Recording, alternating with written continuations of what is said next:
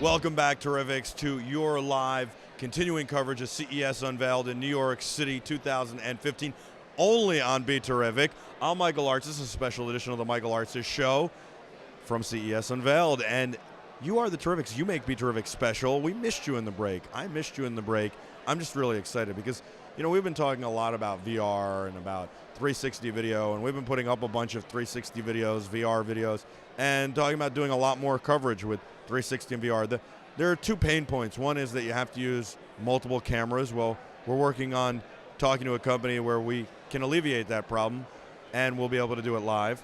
And two is the actual devices to watch them, especially if you don't have especially if you don't have a Samsung Gear and a Samsung phone. If you want to use a Windows phone or some other kind of Droid or an iPhone even, it's problematic. And the other option is the Oculus Rift. They make the Samsung Gear, and that's, you know, the Gear VR, and that's cool, but they also make their own Oculus Rift, but it's only a developer's kit currently, and it has to be tethered to a computer. But I really believe, as I said earlier, that for this technology to become mainstream, to be accepted by the masses, which I think it will, it has to be easy to use, easily accessible, not confusing. And you know what? To get adoption, you can't be tethered to a computer. It has to be mobile. It has to look great and sound great and all that stuff. So here at CES Unveiled, there are a lot of innovative young companies that are staking their claim in the ground, that are saying we'll be at CES in January, that are saying we're here, we've arrived, we've got new products, we want to tell you about ourselves. And so Dan from IonVR is here, and you guys are basically taking on the Oculus Rift, saying we can make a mobile headset that is perfect for every phone, that is smooth for every phone, that has all the features of your Oculus Rift being tied to your computer without having it being tied to your computer. It's mobile. It's not a Google Cardboard, so it's this, you know, flimsy thing that you don't want to take anywhere and you got to build. And it's not Samsung Gear because, hey, not everybody has a Samsung. Did I hit that like right on the head? I teed that up nicely for you, Dan? Yeah, very well, thank you. Ultimately, we're looking at the mobile platform and trying to be able to open it up and make it a mainstream application that everybody can enjoy. And with our headset, we've created technology that allows people to have a great experience universally. So, you know, our Terrifics, our viewers, they love seeing behind the scenes, and we set up a VR 360 rig in the middle of an interview, and obviously it wasn't live.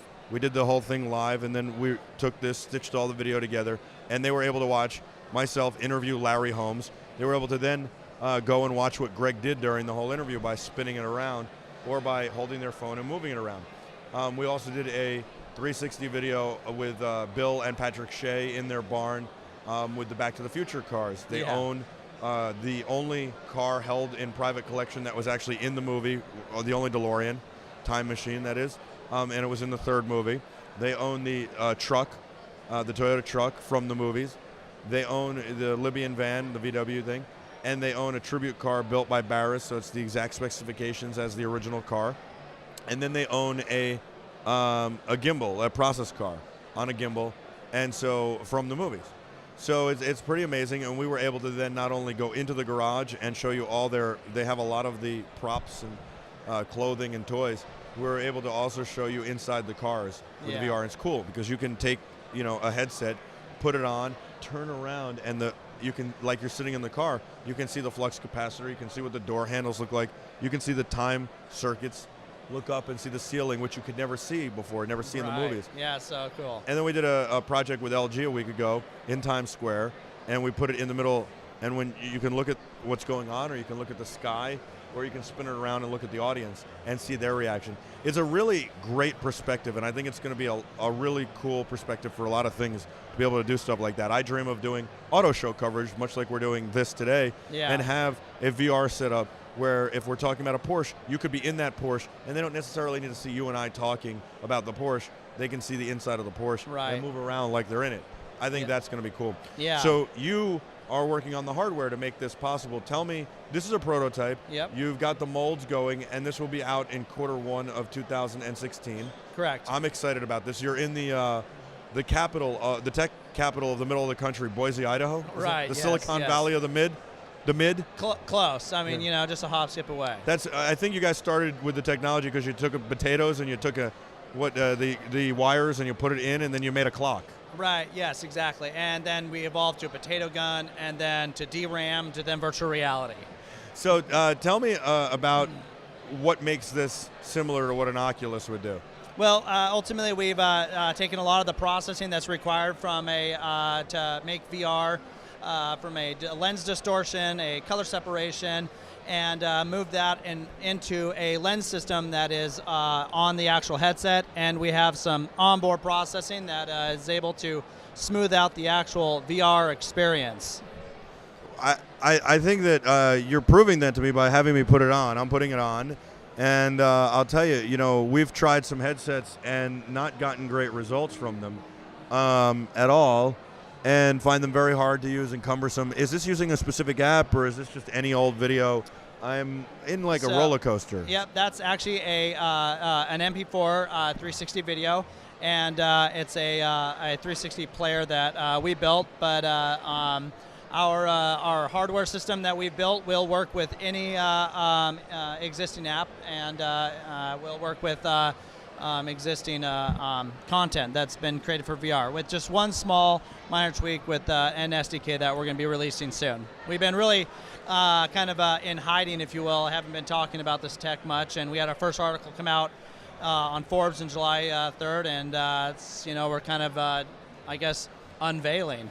This is very cool. I guess the one thing with VR is people get nauseous sometimes. They don't like it because they don't have a product like this to smooth it out. Now, if I use your app, I can load any of my videos into it? Yep, MP4. Wow. Yep. Very cool. And this is going to come out Q1? Yes. What's your target price? I'm going to give this back to you. I'm terrified of breaking your prototype. No worries, no worries. 3D printed, by the way, which I think is phenomenal. No, that's great. It means that, how much would that have cost you to machine and mold to get to that point? We got a bid, yes. Right, as opposed to just printing it out. Right, yeah. And that furthers innovation and development and all that stuff. And you can wind up having a Generation 2 as your Generation 1 instead of having a Generation 1 and be stuck to that. Yeah, we've done so many iterations on this. That's the magic of 3D printing. That's really been able to help us. How much will this cost? Our target price that we're going to be starting at is $229. Yeah, and then, that's very reasonable. And then from there, we will be competitive. And then you will have different phones. You'll be able to take an iPhone 6 Plus S. You'll be able to take an iPhone 6. You'll be able to take, a Windows phone even. Yes. So the way that we built this headset is this modular, so you can actually pull this front bezel out and do different applications, whether you want to put like a Google Project Tango, so you can have 6 degrees of freedom, or... What does that mean? I'm not familiar with that. No worries. So 6 degrees of freedom means that when you walk forward because I just know about Kevin Bacon. So, sorry. So you know how you can do this? Yeah. You can rotate. 6 degrees of freedom means that you can actually walk forward and backwards and then jump up or kneel down. So there's technology already existing, Google Project Tango being one of them, that is in a little tablet that allows for that sort of control. So going back to the modular aspect of it, we built it so that you could ultimately take it apart, change parts, because we want to be able to be flexible as new technologies Is it easy develop. to use though? Because I don't want to have to take it apart. I just want to be able to take it out of my bag and put it on a sit bag and watch some VR. Yes, it's definitely not an assembly required VR headset. It just has the option for I like that. And I think the price point is really reasonable for what you're packing in there. It's got processing power. Is it going to be a rechargeable battery? We haven't decided, but it can be either or.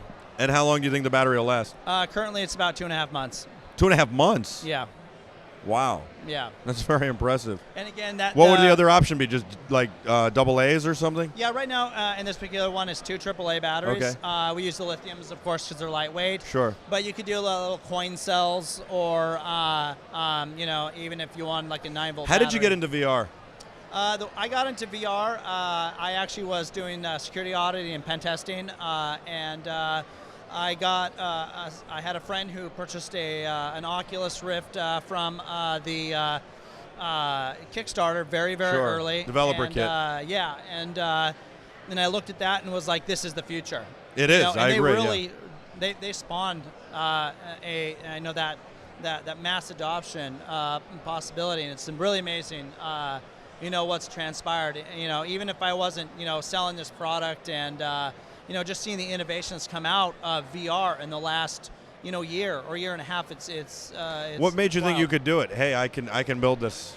Well, what it came down to is I was very interested in VR. So when I got into it, and then I created and made a battery-operated and wireless Oculus Rift, and I explored that. And then one day I was looking at my cell phone. At the time, it was a Samsung Galaxy Note 3, had a 1080p screen, and had a higher resolution. And I looked at that, and I was like, wow, I could have a better experience. Now, I didn't really know much about, I guess, VR at the time, and while it looked, a higher resolution, then I went down that path.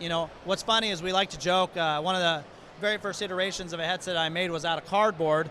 Little did I know I could have monetized off that. Yeah, that's pretty amazing, isn't it? Right? People are selling that. It's crazy. Right. And is it scary having your own company?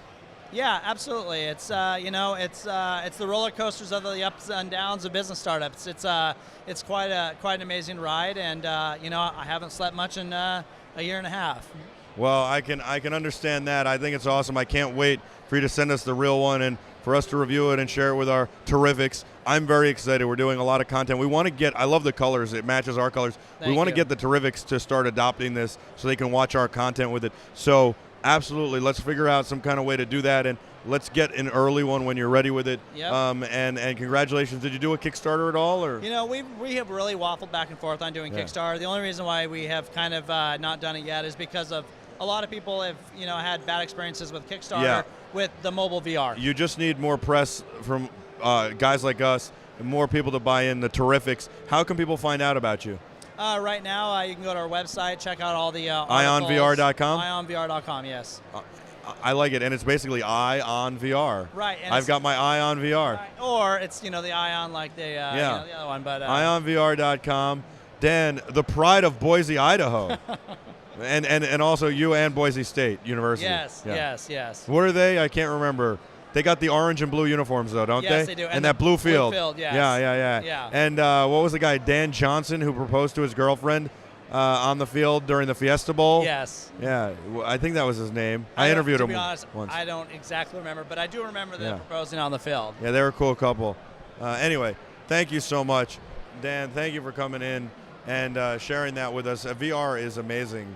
IonVR.com. Check it out. Terrifics, check it out. Check it out. It's going to be a great way to watch our VR content, our 360 content. We're going to show you a lot more of it. We're going to talk a lot more about IonVR in the near future. Don't go anywhere. We've got a lot more to come from your live continuing CES Unveiled 2015 coverage here on BeTerrific in New York City right after this. You are the Terrifics. You make BeTerrific special. Stay with us. Don't go anywhere.